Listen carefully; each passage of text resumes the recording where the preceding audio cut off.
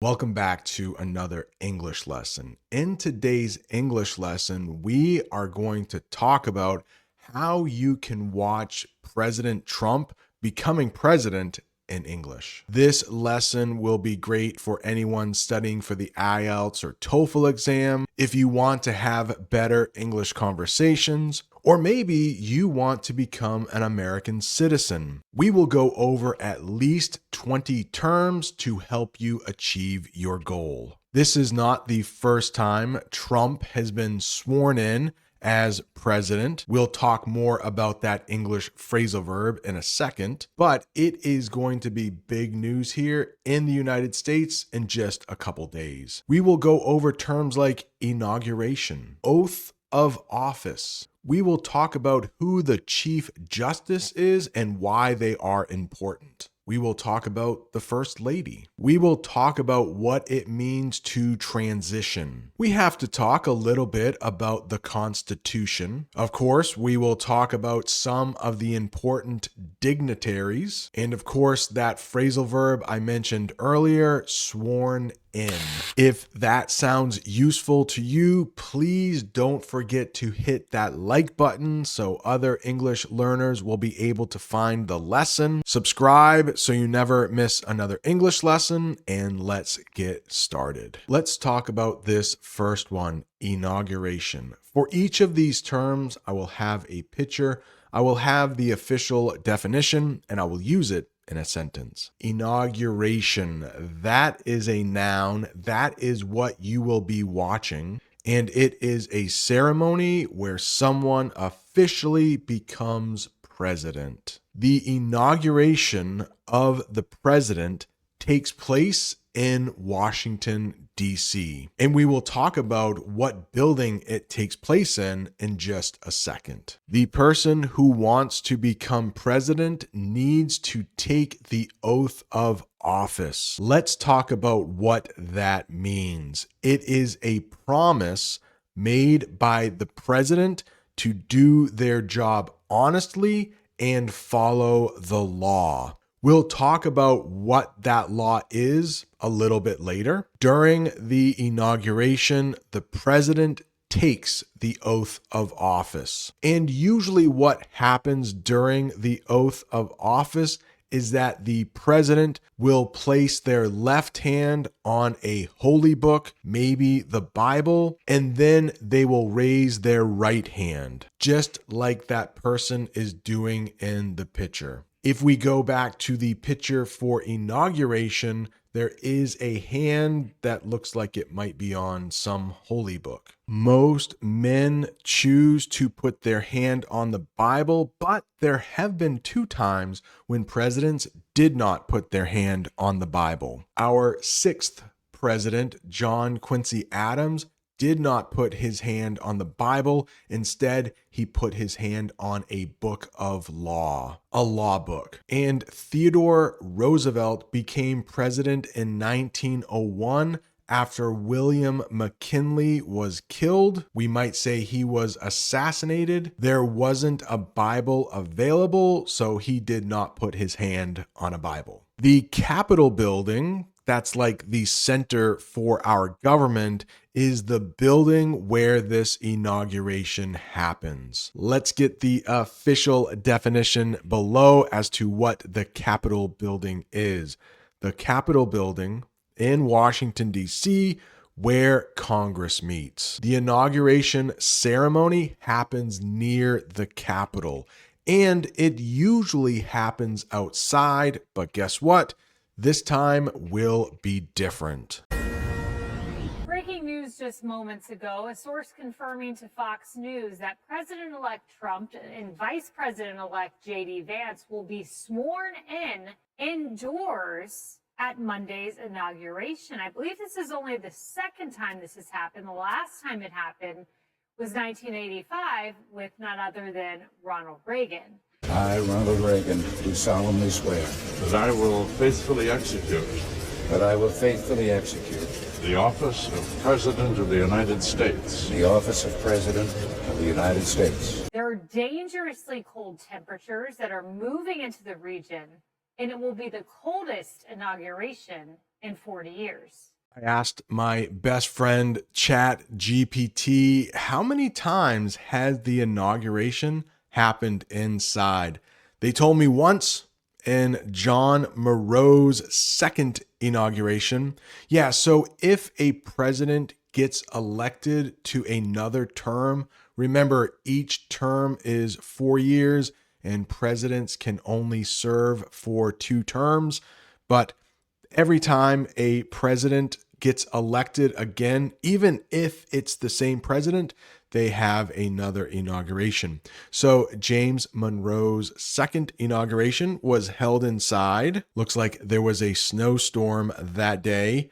William Howard Taft's inauguration, he only served 1 term, but there was a blizzard or a really bad snowstorm. Ronald Reagan, back in 1985, really cold temperatures. In the newscast, they only knew about this other one. And of course, Monday's inauguration will happen inside because it's just simply too cold to do it outside. We need to talk about the Chief Justice of the Supreme Court because they play an important role in the inauguration. But the Chief Justice is the leader of the Supreme Court who swears in the president. He is the person that says, "Repeat after me." He will say some words and then the president will repeat what he says. The Chief Justice will ask the president to repeat the oath. And the current Chief Justice is a guy named John Roberts. Let's learn a little bit more about him.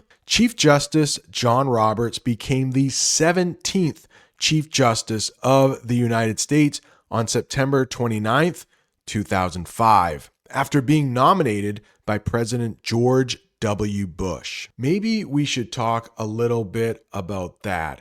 We have our 47th president coming up, Donald Trump, but we've only had 17 chief justices. Why is that? Well, as we will read in just a little bit, when a judge is appointed to the Supreme Court, they serve for life. Presidents can serve for up to 8 years. Senators are elected for 6-year terms, but justices or judges on the Supreme Court will serve for life or until they retire. He was born on January 27th, 1955, making him 69 years old now. Chief justices serve for life or until they choose to retire, so there is no set end date for his time on the court. There is a really good chance there will be a first lady at a presidential inauguration. What is a first lady? Well, simply the wife of the president. The first lady stands next to the president during the inauguration. And in green there is Melania Trump. She will become first lady on Monday, January 20th. Again, of course, she was first lady before. And in the other half of the picture, we have Dr. Jill Biden. She, of course, is Joe Biden's wife. The national anthem will be played at the inauguration, and that is a country's official song. Maybe I can play a little bit of our country, the United States national anthem, right here.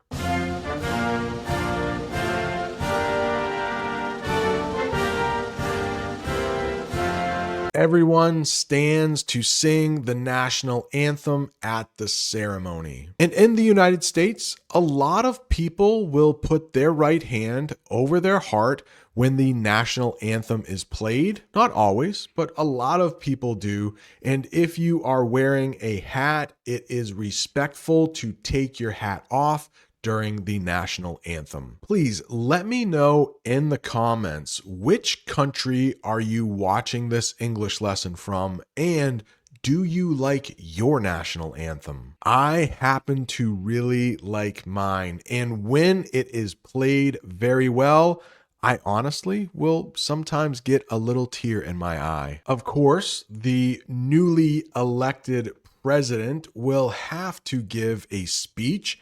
Those are words spoken to a group of people. The president gives a speech after being sworn in. Let's take a quick look at some famous speeches given by presidents right after they have been sworn in. First up is John F. Kennedy. And so, my fellow Americans, ask not what your country can do for you, ask what you can do for your country.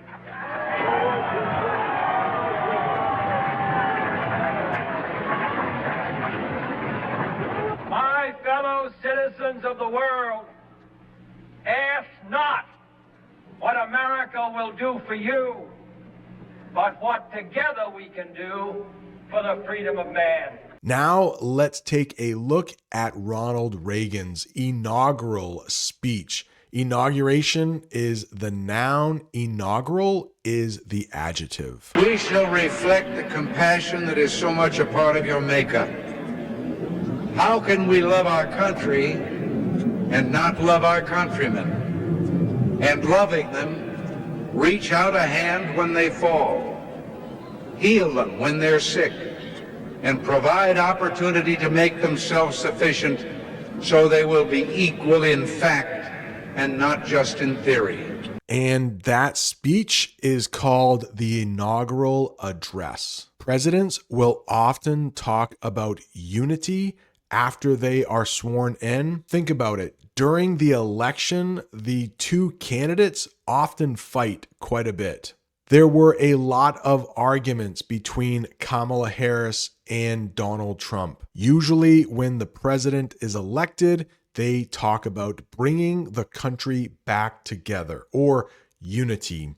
That means coming together as one group. The president often talks about unity in the inauguration speech. They'll also talk about democracy. What is that? A system of government where people vote for their leaders. The inauguration celebrates democracy in action. It's a reminder that the people of the United States has picked that person as their leader. I'm sure we could think of some countries that do not have a democracy. I'm thinking maybe China? I don't know. Maybe North Korea? Maybe Russia? I don't know. Let me know if you disagree. Can the people in those countries elect their leaders? There is often a parade after an inauguration. That is just a public event where people walk or march to celebrate something. There is a big parade after the inauguration. I do remember when I was a little kid, President Jimmy Carter walked down the street after he was sworn in as president. Unfortunately, President Carter just passed away a couple weeks ago, but it was interesting to see all of the former presidents together in one room, and that will probably happen again when President Trump is inaugurated. A lot, if not all, of the former presidents will be in attendance. They will be there in the building. We'll talk more about dignitaries later. What about a ceremony? This is definitely a ceremony,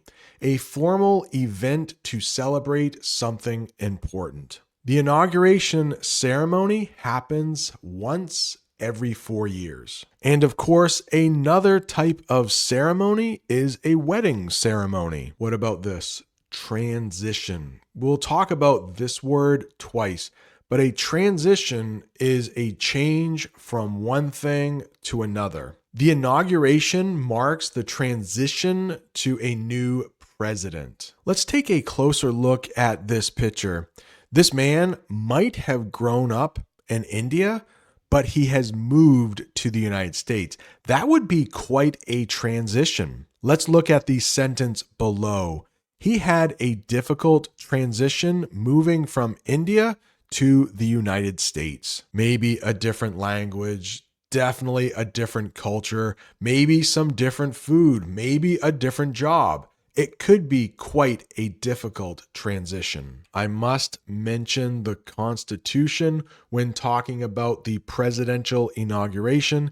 This is the law that the president promises to follow. Our Constitution is the set of laws that guide our country. The president promises to protect the Constitution. Maybe I should do a series of English lessons on the Constitution. We have something called the First Amendment, which gives us the freedom of speech and like 4 other very important freedoms. The Second Amendment allows Americans to own guns. If that sounds like something you would like, let me know in the comments. Earlier, we talked about transition, but now let's talk about tradition, something that people have done for a long time. The inauguration is an American tradition. Do you know what else is a tradition in the United States? Celebrating Thanksgiving. We do it every November.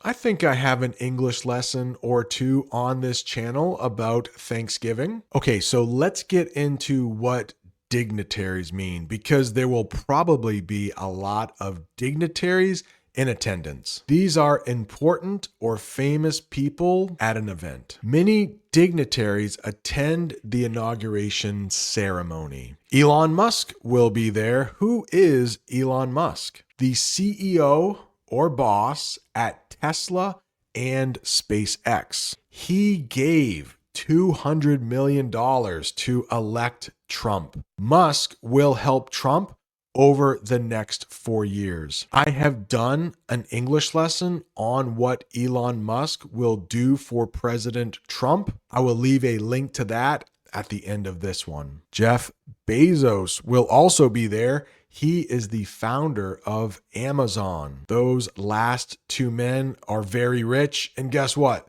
This next one is also very rich. Mark Zuckerberg, Meta's CEO. Do you know Meta?